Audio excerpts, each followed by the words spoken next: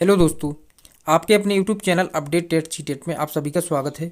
दोस्तों, आज हम आपकी बहुत ही महत्वपूर्ण क्लास कराने वाले हैं, क्योंकि दोस्तों आपके बहुविकल्पीय प्रश्न इसमें से बहुत अधिक पूछे जाते हैं। और दोस्तों, समावेशी शिक्षा की जो बहुविकल्पीय प्रश्न है इसमें हम 100 प्लस आपको करा देंगे। दोस्तों, आपकी महामैराथन क्लास होगी। इस मैराथन क्लास में आपको 100 प्लस बहुविकल्पीय प्रश्न कराएंगे, जो कि प्रीवियस ईयर में आए हुए प्रश्न भी होंगे इसमें।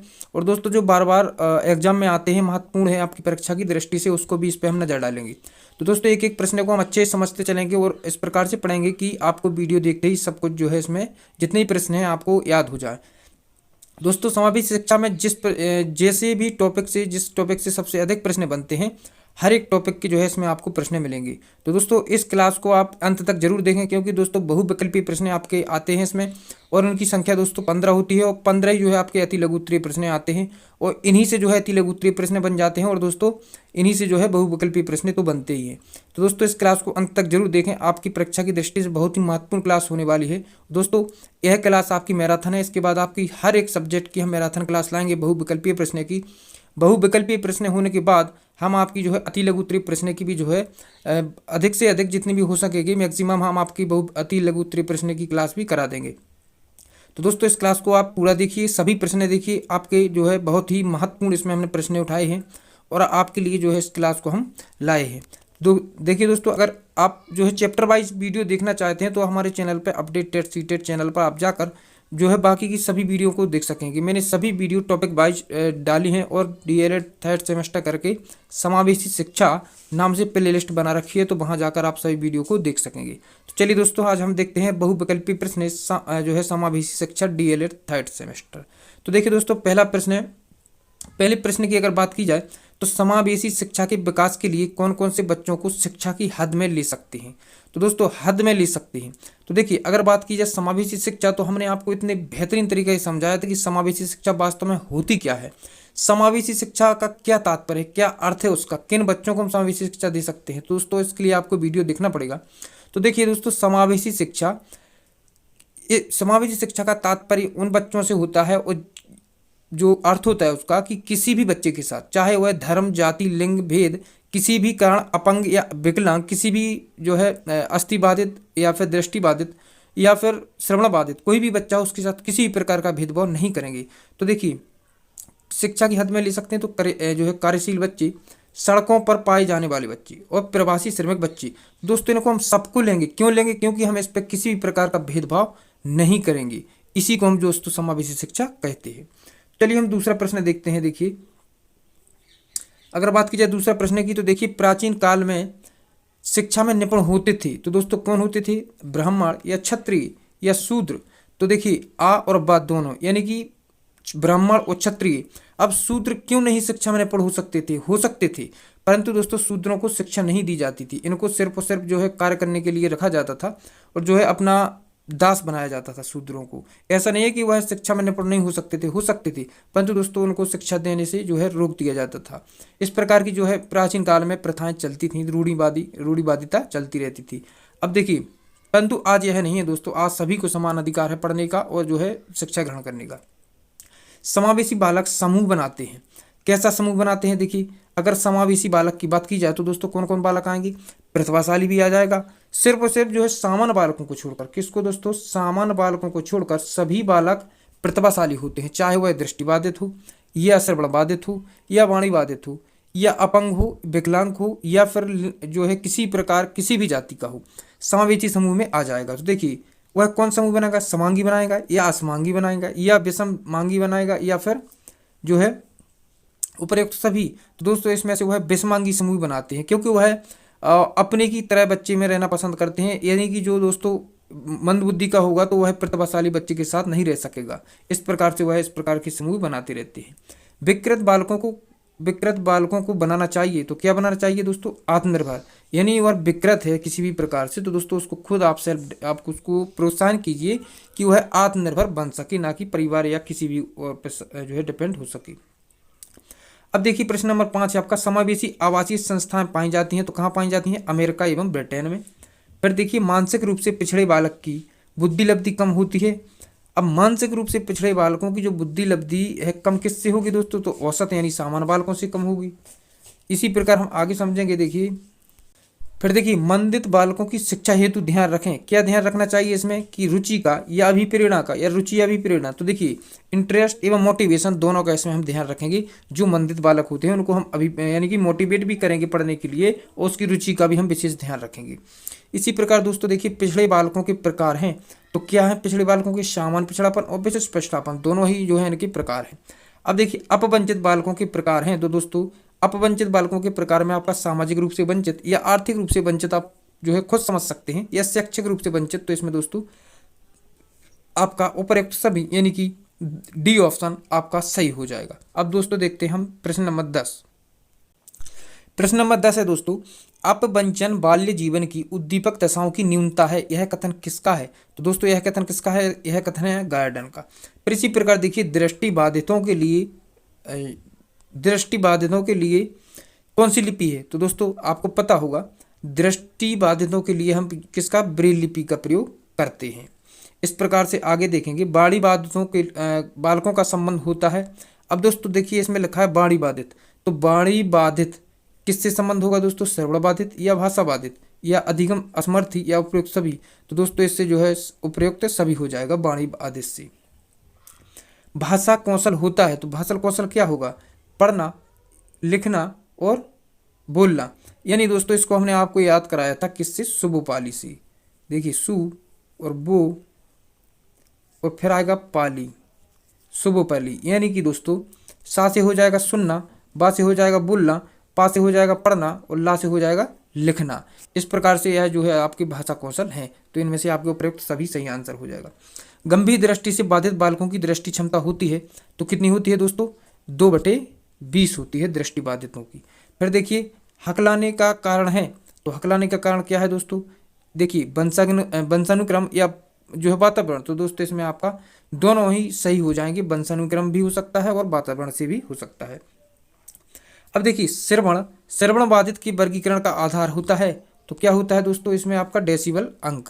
फिर देखिए वाणी बाधित के वर्ग के होते हैं, वाणी बाधित के वर्ग होते हैं दोस्तों, क्या होते हैं? देखिए कम बाधित होंगे या मंद बाधित या गंभीर बाधित। तो दोस्तों उपयुक्त सभी यानी कि दा ऑप्शन आपका सही हो जाएगा। फिर देखिए अगला प्रश्न है आपका, फिर है आपका कि गंभीर श्रवण बाधित बालकों में कितने डेसिबल तक की श्रवण बाधिता होती है? दोस्तों इसमें आपका जो है 70 से 89 डेसिबल सही हो जाएगा। फिर देखिए पूर्ण श्रवण बाधित यानी पूरी तरह से सुनने में असमर्थ होना बालक में कितने डेसिबल तक की श्रवण बाधिता होगी? दोस्तों वह है 90 डेसिबल तक। फिर देखिए मानसिक मंद बालकों को इस नाम से भी कहते हैं। मानसिक मंद जो बालक होते हैं उसको हम किस नाम से कह सकते हैं दोस्तों? उसको हम कहते हैं अल्प बुद्धि भी कह सकते हैं। अब दोस्तों हम देखते हैं प्रश्न नंबर 21। आपका अगला प्रश्न है 50 से 69 तक बुद्धि लब्धि वाले बालकों को किस श्रेणी में रखा जाता है? तो दोस्तों यह जो श्रेणी है आपको हम समझा देंगे, और दोस्तों आपको इसमें हम जो है विस्तार से समझाएंगे। तो दोस्तों यह आपका जो है दुर्बल बुद्धि सही आंसर हो जाएगा। अब देखिए दोस्तों कुछ ही हैं जो इसमें अधिकतर पूछे जाते हैं, जैसे प्रतिभाशाली, सामान्य बुद्धि, दुर्बल बुद्धि और मंद बुद्धि। अब देखिए 22वां प्रश्न है मानसिक रूप से पिछड़े बालक की बुद्धि लब्धि कम होती है। तो देखिए मानसिक रूप से जो पिछड़े बालक होते हैं उनकी बुद्धि लब्धि किन से कम होगी दोस्तों? सामान्य बालकों से कम होगी। तो दोस्तों औसत बालकों से कम होती है। अगला प्रश्न देखेंगे मंदित बालकों की शिक्षा हेतु ध्यान दें। तो दोस्तों क्या ध्यान देना होगा आपको मंदित बालकों के लिए? रुचि और अभिप्रेरणा, इंटरेस्ट एवं मोटिवेशन। फिर देखिए अगला प्रश्न है आपका कि मानसिक मंद बालकों की पहचान के लिए कितने प्रकार के परीक्षण किए जाते हैं? तो दोस्तों मंदित जो बालक होते हैं उनके लिए हम 3 प्रकार का परीक्षणों द्वारा जो है पहचान सकते हैं। अन्वेषण विधि की खोज किसने की थी दोस्तों? तो अन्वेषण खोज की विधि की थी आर्मस्ट्रांग ने। परंपरागत पद्धति है, तो दोस्तों इसमें आपका व्याख्यान सही होगा। देखिए समग्रता पर आधारित है, तो समग्रता पर कौन आधारित है दोस्तों? निगमन विधि। अब दोस्तों आगे देखिए 28वां प्रश्न है ज्ञात से अज्ञात का सूत्र लागू होता है। तो यह होगा आपका दोस्तों विश्लेषण के सूत्र पर। अब देखिए श्यामपट्ट कौशल कैसा उदाहरण है, यानी श्यामपट्ट कैसा उदाहरण है दोस्तों? तो यह आपका कठोर उदाहरण होगा श्यामपट्ट।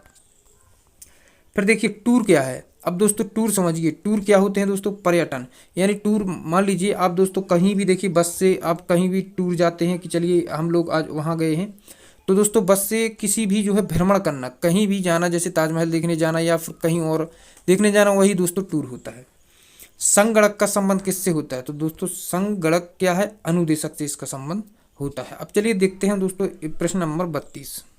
प्रश्न नंबर 32 है, टर्मन के अनुसार प्रतिभाशाली व्यक्ति की बुद्धि लब्धि कितने से अधिक होती है? तो दोस्तों यह 140 से अधिक होती है टर्मन के अनुसार। अगर बात की जाए टर्मन के अनुसार तो प्रतिभाशाली बालकों की बुद्धि लब्धि 140 प्लस होगी।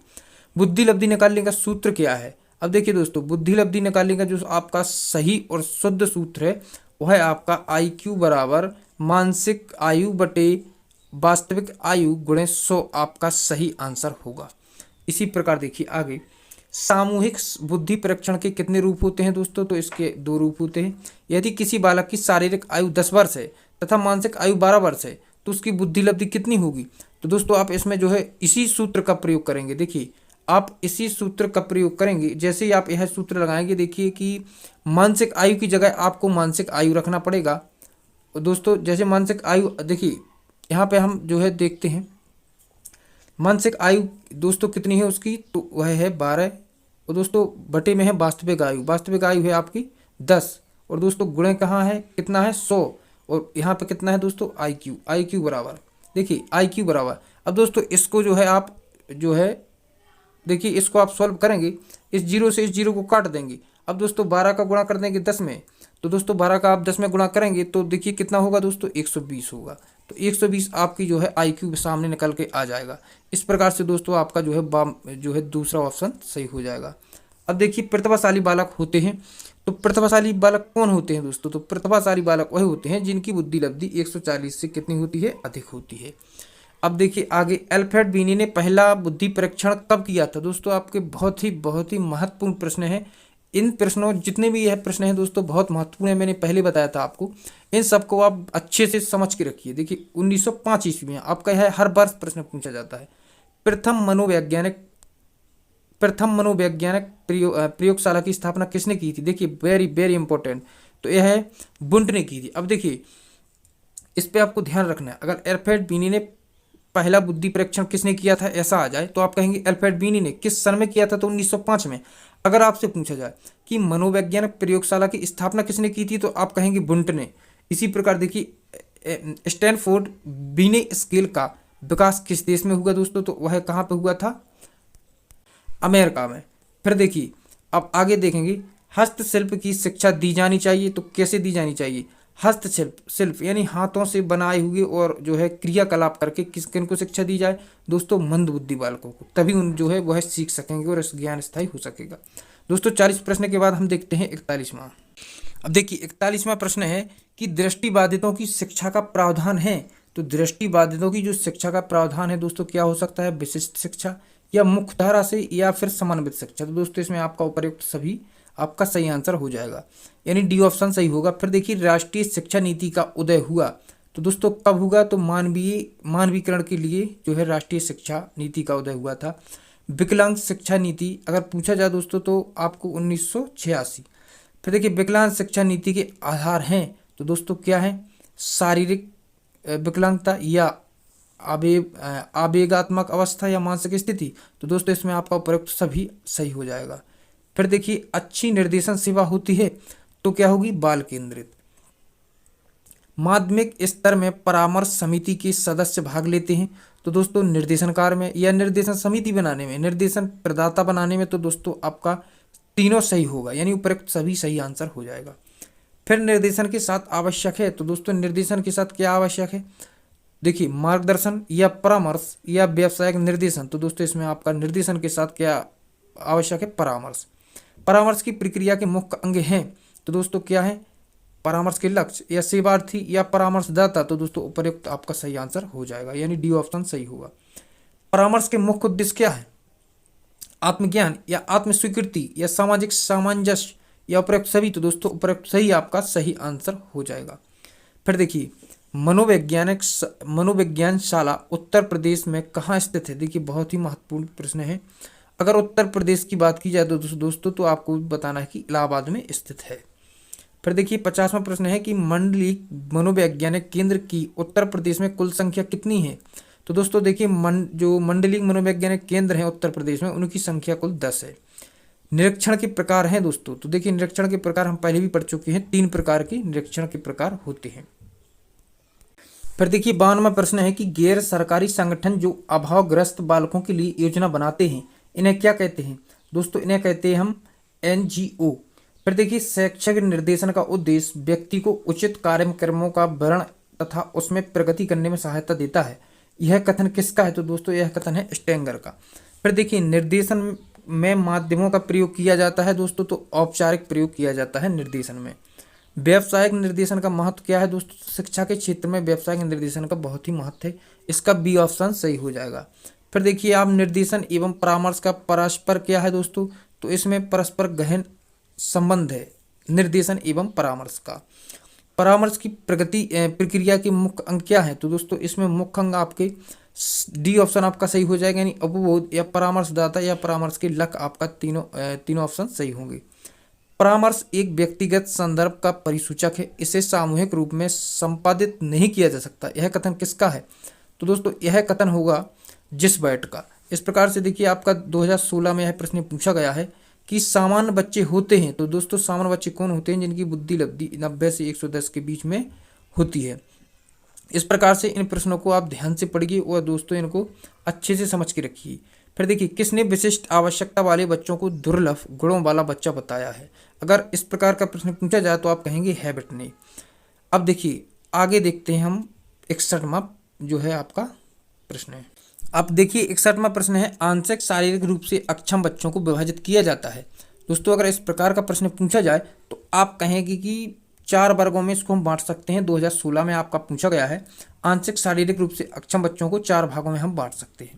देखिए आंशिक दृष्टिबाधित बच्चों को हम बच्चे पढ़ सकते हैं, तो कैसे पढ़ सकते हैं? देखिए यह भी 2016 में पूछा गया है, तो दोस्तों वह कैसे पढ़ सकेंगे? उत्तर लेंस की सहायता से पढ़ सकेंगे जो आंशिक दृष्टिबाधित होते हैं। आंशिक का मतलब होता है कि थोड़े जो उनको मतलब सामान्य बच्चों से थोड़ा कम दिखता है। अब अगला प्रश्न देखेंगे श्रवण दोष से ग्रसित बच्चों में दोष हो सकता है, यह भी जो है 2016 में पूछा गया है। तो दोस्तों देखिए कान के बाहर या कान के भीतर या कान के मध्य कभी कहीं भी दोस्तों श्रवण दोष हो सकता है बच्चे को। पूर्व तथा गहन श्रवण बाधित बच्चों का सुनने का डेसिबल कितना होता है? दोस्तों यह भी 2016 में पूछा गया है। तो यह दोस्तों आपका 90 से 100 डेसिबल यानी कि 90 से 100 जो है डीबी होगा। अब देखेंगे हम आगे का प्रश्न है निम्नलिखित में से कौन अस्थिबाधित बच्चों की विशेषता नहीं है? अगर इस प्रकार का प्रश्न आए कि जो अस्थिबाधित बच्चों की विशेषता नहीं है, तो देखिए हकलाना अस्थिबाधित बच्चों से कोई लेना देना नहीं है, क्योंकि हकलाना एक अलग बात है। जैसे मेरुदंड वक्र होना, पांव फिरा या विकृत नितंब, इस प्रकार की जो विशेषता है दोस्तों यह है अस्थिबाधित की। परंतु हकलाना जो है वाणी बाधित है, वाणी बाधित से संबंधित है और वाणी बाधित की विशेषता है। प्रतिभाशाली बच्चों की बुद्धि लब्धि कितनी होती है? तो दोस्तों यह आप जहां भी इस प्रकार का प्रश्न आया, यह प्रश्न बार बार आता है, तो दोस्तों आपको ध्यान रखना है कि 140 से अधिक जहां पे ऑप्शन में ले आपको बिना सोचे समझे लगा देना है। फिर देखिए अगला प्रश्न है कि निर्देशन नव युवकों को अपने से दूसरों और परिस्थितियों से सामंजस्य करना सीखने के लिए सहायता देने की प्रक्रिया है। यह कथन किसका है दोस्तों?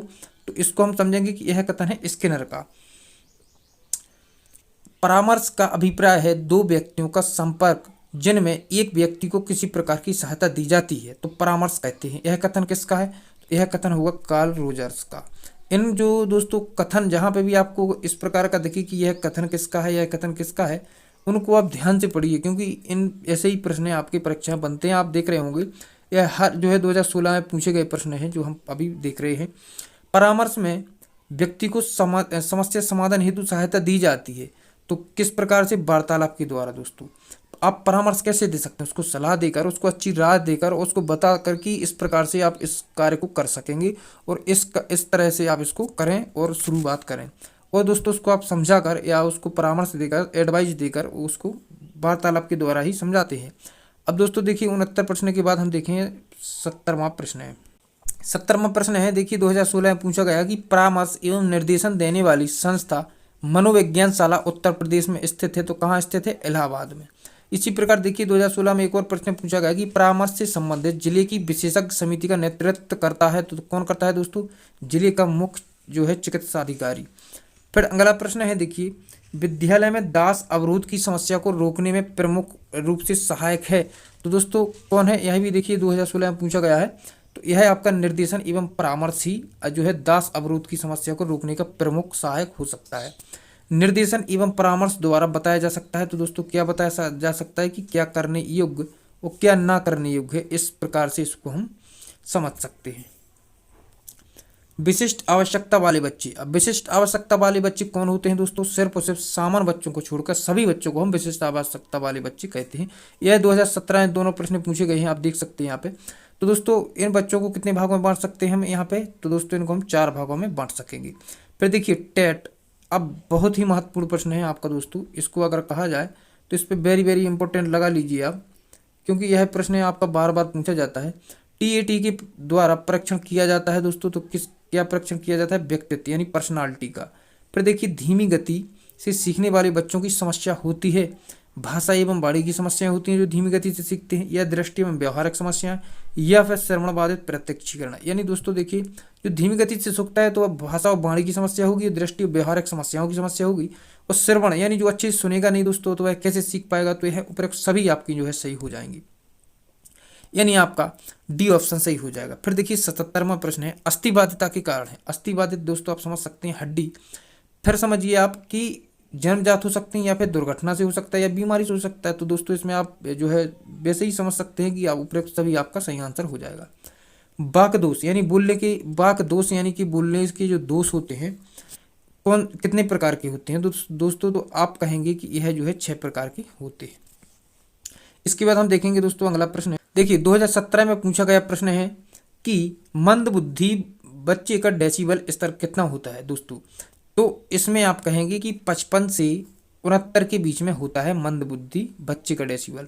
सामान्य बच्चे की आईक्यू होती है दोस्तों, तो यह भी 2017 में पूछा गया है, बहुत ही महत्वपूर्ण है। तो इसमें आप कहेंगे अगर सामान्य बुद्धि का आपसे पूछा जाता है तो देखिए जहाँ पे आपको 90 से 110 या फिर 90 से 109 या फिर 90 से आपको 100, जो इनमें से जो भी ऑप्शन मिलता है दोस्तों, इनमें से एक ही ऑप्शन होगा, ऐसा नहीं कि ये जो इस प्रकार के 2 ऑप्शन हो, इस प्रकार के ऑप्शन नहीं होंगे। तो दोस्तों इनमें से आपको किसी एक को लगा देना है, क्योंकि अलग अलग मनोवैज्ञानिकों ने अलग अलग अपने जो है मत दिए हैं। तो इसी प्रकार के जो है आपसे पूछा जाएगा। तो दोस्तों इसमें आपका देखिए 90 से जो है 100 तक बताया गया है।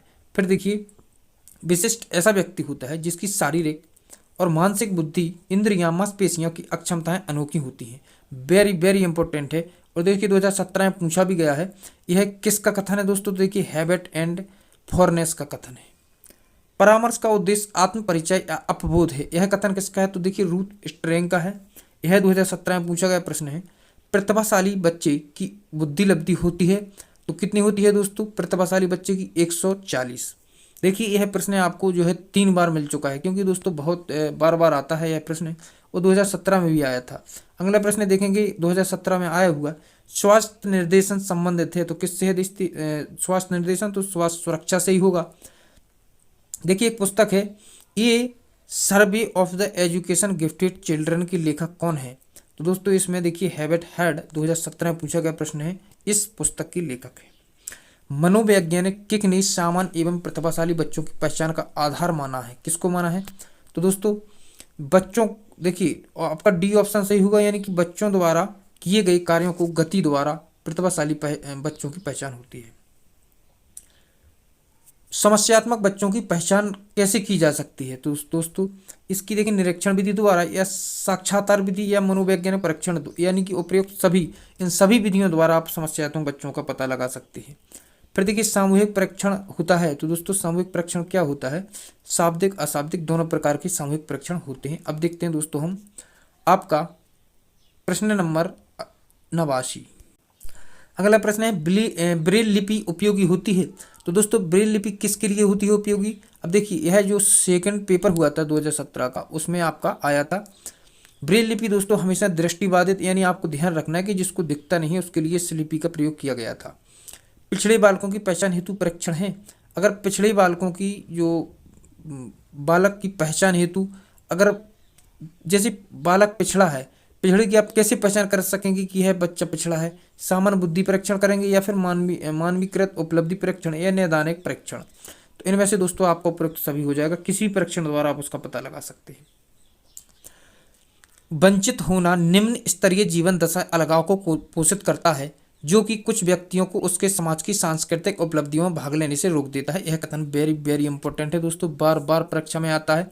यह कथन किसका है, इस प्रकार का प्रश्न आया तो आप कहेंगे बॉलमैन का है। इन्होंने कहा था कि वंचित होना निम्न स्तरीय जीवन दशा अलगाव को पोषित करता है, जो कि व्यक्तियों को उसके समाज में सांस्कृतिक उपलब्धियों में भाग लेने से रोक देता है। अगला प्रश्न है बी एन दास के अनुसार वंचित बालकों का लक्षण नहीं है। तो दोस्तों यह भी 2017 में पूछा गया प्रश्न है। तो इसमें आप कहेंगे उत्कृष्ट शैक्षिक उपलब्धि। अब देखिए अगला प्रश्न है बाल अपराधी बालकों की उपचार विधि क्या है। तो इसमें देखिए मनोविश्लेषणात्मक विधि है या फिर मनोवैज्ञानिक विधि या परिवीक्षिक। तो दोस्तों इसमें भी आपका जो है तीनों विधियों से बालकों का उपचार हो सकता है। विशिष्ट वर्ग के बालक नहीं होते हैं। तो दोस्तों विशिष्ट वर्ग के बालक आपको मैंने कई बार बताया है कि जो सामान्य बालक होते हैं उनको छोड़ने के बाद चाहे प्रतिभाशाली बालक हो, चाहे पिछड़ा बालक हो, चाहे विकलांग हो, चाहे दृष्टिबाधित हो, चाहे अस्थिबाधित हो, चाहे दृष्टिबाधित, कोई भी बालक हो, सभी बच्चे जो है विशिष्ट बालक के वर्ग में आते हैं। मनोविश्लेषण विधि के जनक कौन है। दोस्तों वेरी वेरी इंपॉर्टेंट प्रश्न है। अगर इस विधि की यह सब जो है प्रश्न आपकी जो है प्रीवियस ईयर में पूछे गए हैं, देख सकते हैं यहाँ पे आप। फिर देखिए प्रतिभाशाली बालक हेतु देखिए यह प्रश्न देखिए मनोविश्लेषणात्मक विधि के जनक कौन है दोस्तों। तो इसमें आप कहेंगे कि फ्रायड हैं, जो मनोविश्लेषणात्मक विधि के जनक हैं। प्रतिभाशाली बालक हेतु शिक्षण विधि है। तो दोस्तों अगर इस प्रकार से प्रतिभाशाली बालक हेतु शिक्षण विधि की बात करें तो देखिए गतिवर्धन होनी चाहिए, यानी कि आप उसको अति शीघ्रता से पढ़ाएंगे, उसको समझ जाता है तो उसको दूसरा कार्य देंगे। संपन्नीकरण या विशेष पाठ्यक्रम या विशिष्ट कक्षाएं, तो दोस्तों उसके लिए यह सभी जो है तीनों बहुत ही महत्वपूर्ण है, वह कर सकता है। फिर देखिए यह भी 2017 में पूछा गया है। फिर देखिए अगला प्रश्न है टर्मन के अनुसार सामान्य बुद्धि बालकों की बुद्धि लब्धि होती है। तो दोस्तों कितनी होती है, देखिए यहाँ पे टर्मन की बात की जाए तो टर्मन के अनुसार होती है 90 से 110। अगर टर्मन का पूछा जाए तो आप 90 से 110 कहेंगे। और वैसे भी अगर कोई प्रश्न आता है तो मैंने बता दिया आपको क्या क्या इसमें करना है, कि जैसे कि देखिए आपको देखिए 90 से 110 या 90 से 100 या फिर 100 होगा दोस्तों। इस प्रकार से जो है आपको इसमें ध्यान रखना है, जो भी आपके से पूछा जाता है तो आप उसमें बता देंगे। फिर देखिए CAT दोस्तों बहुत अच्छा प्रश्न आया है, पहले पूछा था उसने टेट से जो है हम जो है व्यक्तित्व का परीक्षण करते हैं। अब पूछा है दोस्तों CAT, इसका परीक्षण है। तो दोस्तों यह क्या है, बच्चों के लिए इस परीक्षण को बनाया गया है। और जो टेट होता है वह बड़ों के लिए होता है, क्योंकि उनके व्यक्तित्व का हम इस पर पता लगाते हैं। तो इस प्रकार से दोस्तों इसमें हमने देखिए 98 प्रश्न देखे आपके समावेशी शिक्षा के। इस प्रकार से दोस्तों अब हम बहुत जो है इस वीडियो में हमने अच्छे से आपको समझाने का प्रयास किया है दोस्तों। अगर आपको वीडियो अच्छा लगा है तो लाइक जरूर करें और कमेंट में बताएं आपको समझ आया नहीं समझ आया। और दोस्तों जो हमने समावेशी शिक्षा की वीडियो अपलोड की है अपने चैनल पर और प्ले लिस्ट बना रखी है, तो वहाँ जाकर आप सभी वीडियो को देखें। और दोस्तों आपको बहुविकल्पीय प्रश्न पढ़ने की जरूरत नहीं पड़ेगी, उसमें हमने अच्छे से डिस्कस किया है और हैंड रिटन नोट्स के माध्यम से पूरा समझाने का प्रयास किया गया है। इसी प्रकार दोस्तों मैं सभी सब्जेक्ट की आपकी वीडियो अपलोड कर दूंगा और अति लघु उत्तरीय प्रश्न, बहुविकल्पीय प्रश्न, सभी प्रश्नों को आपको हमारे चैनल पर उपलब्ध मिलेंगी। दोस्तों यह आपकी महामैराथन क्लास होगी। इसके बाद मैं दूसरी जो है आपके अगले सब्जेक्ट की लाऊंगा और सभी सब्जेक्ट की मैं मैराथन क्लास करा दूंगा बहुविकल्पीय प्रश्नों की। तो दोस्तों पर मिलते हैं अगली वीडियो में, जब तक अपना ध्यान रखिए, अपने परिवार वालों का ध्यान रखिए, अपने टेट जो CTET परिवार है उसको ध्यान रखिए और सभी वीडियो को देखिए और लाइक कीजिए, कमेंट कीजिए और आपका समय शुभ हो। धन्यवाद।